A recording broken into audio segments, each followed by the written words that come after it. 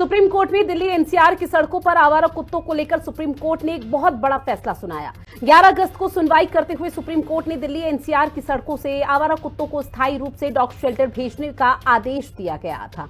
अब इस पूरे मामले पर पुनर्विचार याचिका लगाई गई थी, जहां कोर्ट ने आज उस मामले पर फैसला सुनाते हुए कहा कि नसबंदी के बाद कुत्तों को छोड़ दिया जाएगा। इसके साथ ही कोर्ट ने यह भी साफ कर दिया है कि हिंसक कुत्तों को नहीं छोड़ा जाएगा।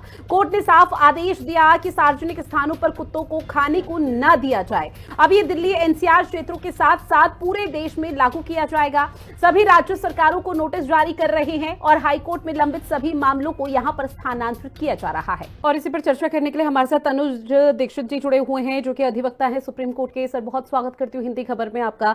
सर, सुप्रीम कोर्ट की तरफ से जो आज 10:30 बजे ये बड़ा फैसला सुनाया गया आवारा कुत्तों को लेकर, इसे आप कैसे देख रहे हैं? देखिए, जो 11 अगस्त को स्ट्रे डॉग्स के लिए जो सुप्रीम कोर्ट का फैसला था, उसमें एक महत्वपूर्ण बदलाव आज यानी 22 अगस्त को किए गए हैं। माननीय सर्वोच्च न्यायालय ने कहा है कि अब जो आवारा कुत्ते ने स्ट्रे डॉग्स हैं, उनको सार्वजनिक रूप से बाहर नहीं खाना खिलाया जाएगा, उनके लिए फूड जोन बनाए जाएंगे, पहला।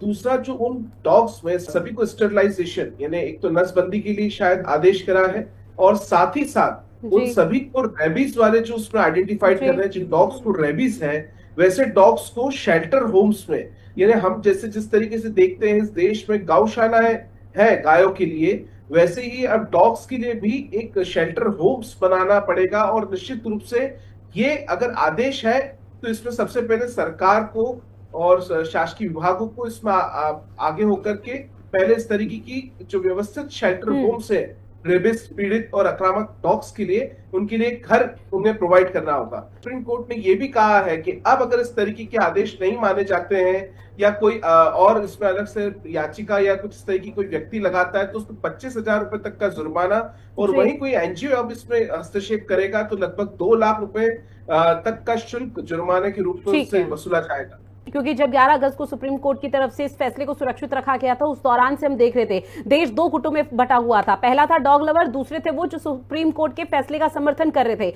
लेकिन आज डॉग लवर्स के लिए बहुत बड़ी राहत वाली खबर सामने आई। सवाल अब लगातार यही उठ रहा है कि खतरनाक कुत्तों की आखिर पहचान कैसे होगी, क्योंकि सुप्रीम कोर्ट की तरफ से फैसला तो सुना दिया गया, लेकिन डॉग लवर्स के जो आंसू कल तक रुक नहीं रहे थे, वो अब थमते हुए नजर आ रहे हैं। पर वही स्थिति है कि अब आने वाले समय में क्या इस तरह के मामलों की रोकथाम होगी जो कुत्ते काटते हैं। बहरहाल, आप सभी मेहमान हमारे साथ जुड़े इस महत्वपूर्ण विषय पर चर्चा की है, उसके लिए आप सभी का बहुत शुक्रिया।